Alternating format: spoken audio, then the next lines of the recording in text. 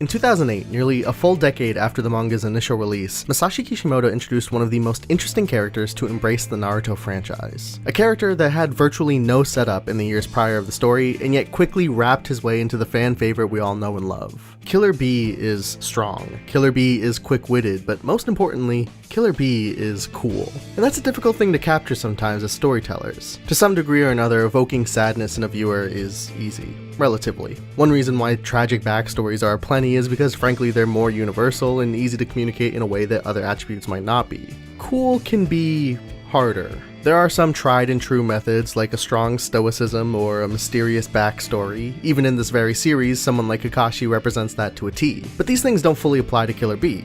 So how does Naruto do it? How do they take a character, build him from the ground up, and convince viewers to love him in just one short fight? My name is Hoodie Song, this is Kato, and let's talk about the man who whooped Sasuke Uchiha.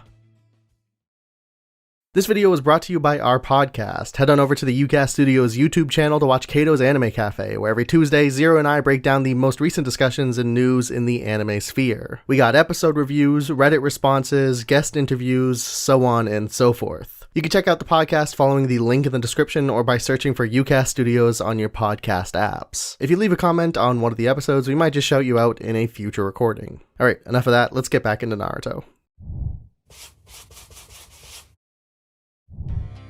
Before we get to B, allow me to take you back a decade to Naruto Shippuden episode 134, the beginning of a long-awaited battle between Sasuke Uchiha and the man who slaughtered his entire clan, Itachi. It may be hard to transport yourself into this mindset, but think back on who these characters were at this time. Sasuke was an edgelord orphan, dead set with one goal from the very moment we met him. And Itachi was the mysterious, powerful figure that we knew very little of other than his atrocious crimes. This was 9+ years into the story. 9 years of build-up, and when it finally happens, we get a bomb drop of a backstory that recontextualizes the entire series we thought we knew. Kishimoto makes, in my opinion, the smartest narrative choice of the entire story and reveals that the Itachi we knew was a facade, that he was secretly a good guy all along and everything he did was to protect his village and his brother. He loved his brother more than anything in the world. Itachi at this point skyrockets in fan favorite popularity polls, landing all the way solidly at number 5. And I personally consider Itachi Kishimoto's greatest accomplishment with Naruto. Following this fight and this ultimate revelation, Sasuke makes a choice that would go down as one of the most frustrating moments in the series alongside Sakura's I love you to Naruto.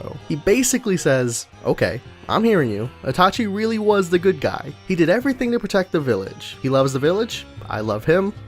So I think I'll destroy the village. Oversimplification, obviously. I actually think Sasuke has a pretty good reason to be mad and make this choice, but again, put yourself back in this mindset. Itachi is now our new favorite character, and Sasuke is going out of his way to undermine everything Itachi spent his life dedicated to. So as far as we're concerned, Sasuke's an annoying prick right now. Okay, now that that's been established, let's go back to Killer Bee. One of the things I love about Bee's introductory fight with Sasuke is how, in the anime, the soundtrack blends between that classic fight music we've come to know and love from Naruto, mixed with the occasional vinyl scratch, like a DJ remixing the beats. First, this obviously makes sense from a character level and how sidetracked Bee is from the actual fight, instead focusing on any new rhyme that might pop into his head. Not only does this establish the character's pretty much defining trait as a rapper, but also shows how little he cares about the quote-unquote threat at hand. It makes Bee look calm, collected, and ultimately powerful enough to believe this isn't that dangerous. Secondly, on a conceptual level, I think this clues us into what Killer Bee's narrative purpose is. It's taking the old, taking what we know, and remixing it live in front of us. Because that's what Bee really is. From the very beginning of this story, as early as the first page, Naruto is a tale about a boy and the nine-tailed fox sealed inside of him. Demon is the word we were taught to describe it. The QB destroyed the hidden leaf, and Naruto was cursed to have it exist within him. It's the source of all of his childhood pain, from the friends he'd never have, parents he'd thought he'd never meet, and side glances he'd see on every walk home. When Naruto loses control to the nine-tailed fox, people get hurt. So what we see through Killer Bee is a new remix on that classic tale. Killer Bee is a Jinchuuriki much like Naruto, but one that is not at war with his inner beast. He presents a new side of this conflict and a new path that Naruto could go down previously unheard of in the story. Killer Bee is friends with the Eight Tails, and the sheer possibility of that fundamentally alters the core conceit of the Naruto franchise. I don't think it's a coincidence that this fight versus Sasuke is laced with aspects of the original series. Zabuza's Executioner's Blade, one of the first iconic weapons now being utilized by Suiga Suigetsu only for Killer Bee, a swordsman that could not be more different from Zabuza, to snatch it out of his hands and wield it in a way that Zabuza never would. Jugo's curse mark, evoking the iconic imagery from the climactic Naruto vs Sasuke fight in part 1, only to get casually smacked and tossed around. And then, of course, Karin, sitting back and doing nothing. The good old days. Killer Bee is taking the idea of Naruto and shaping it into something new with every move he makes in this showdown. It's been said that the plans for Naruto might have originally ended with the pain fight, or at the very least it could have, maybe even should have, ended there. Naruto becomes the hero he's always wanted to be and becomes recognized by the people who once shunned him. It'd make a solid ending, but we didn't get that in a world where the story of Naruto continues past him mastering the Rasen Shuriken, completing the jutsu his father set out to do, and taking down the so-called leader of the world's strongest terrorist organization. I find Killer Bee to be absolutely crucial in the narrative's further structure. What happens in introducing a character like this is that you remind us that there's still so much more of this world yet to be explored. The level we see Naruto reach in his fight versus Pain has to be recontextualized if Kishimoto wants to continue the story. Some call this power creep, and I'm not really in a position to defend Naruto's power creep by the end of the series, nor would I really want to, but I actually think having a character like Killer Bee show that there is still a bit more growth for Naruto and that the ceiling is just a tiny bit higher isn't all that bad. As an aside, I think it ends up getting carried away with the Sage of Six Paths and whatnot, but in the moment of Killer Bee's introduction, I think the power creep in Naruto is at a better stage than worse. What I think is cool about Killer Bee is that it shows there may not be many people stronger than Naruto at this point, but there are more people at his level than we previously knew.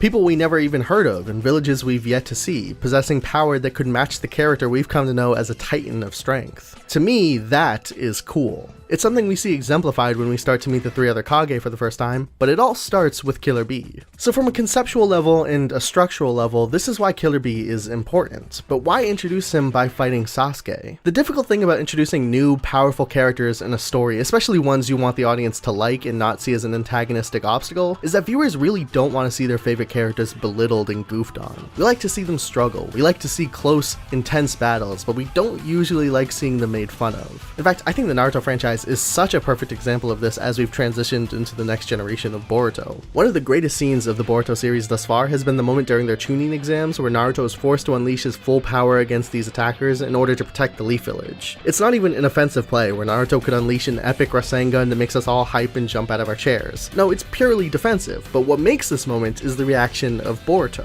Boruto watches for the first time as he sees his father at full strength and realizes just how badass and amazing Naruto is. This is the very moment where Boruto sees Naruto for how we see him, and that is satisfying in an almost unbelievable way. But contrasting to this scene is all the episodes prior, where Boruto insists on disrespecting and insulting his father's effort and legacy. The truth is, anyone looking at Boruto from the perspective of understanding an 11-year-old boy's estranged relationship with a father who's never around would understand why Boruto hates his dad. But Naruto isn't just Boruto's father. He's someone so many of us grew up with, someone who is near and dear to our hearts, so it doesn't matter if Boruto's perspective is valid because we don't want to see Naruto disrespected like that. So who better for Killer Bee to pick a fight with than the guy we're just getting annoyed with? The guy who was trashing on the legacy of a character we now know and love. The guy who has always been cocky and arrogant and an asshole to the main character. A guy who really needs to be knocked down a peg. I don't think Killer Bee's fight played in the exact same way would have been as well received if it were against, let's say, Kakashi. We like Kakashi. Kakashi doesn't deserve to be disrespected in the way that Killer Bee does here. But Sasuke? Sasuke is due for an ass whooping. So when we see him try and go all out and get repeatedly smacked down and styled on by this new character, not only are we broadening the scope of the world, not only are we raising the ceiling on the series' potential conflicts, on top of all that, we are getting that internal satisfaction we have all been waiting for. Of course, all that said, there are also people who are rubbed the wrong way by this introduction because Killer Bee is also the first real black character we see in Naruto. When he was introduced, most black anime fans still hadn't forgiven Dragon Ball for introducing Mr. Popo, and here we get this dreadlock rapper who doesn't even put much creativity into his rhymes. That's a quality that could easily be misconstrued as a jab at hip-hop in general. The cringe factor of this pushes a lot of black fans away from B in favor of less charismatic characters like A. And at the same time, a few pages further into Shonen Jump, we get Bleach, which has been doing much better black representation for plenty of years. And like I mentioned earlier, simply put, not everyone likes the power creep that much either. But I think this speaks to a broader problem within the social context of anime and manga. Art doesn't exist in isolation, so I think it's all a perfectly valid thing to be upset by. But in an attempt to divorce from that aspect and view Naruto on a technical level, I think the Killer Bee introduction manages to do quite a lot in a surprisingly short amount of time. He's able to bring a style and flair new to Naruto, and his fight with Sasuke is one of the most fun fights in the series. He's a crucial character. but more importantly, Killer Bee is cool.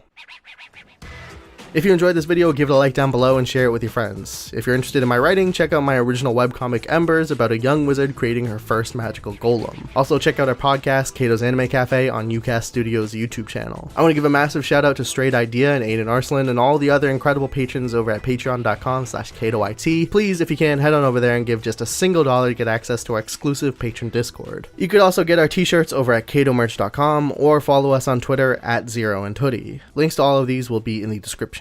My name is Hoodie Song, this is Kato, and I'll see you next time.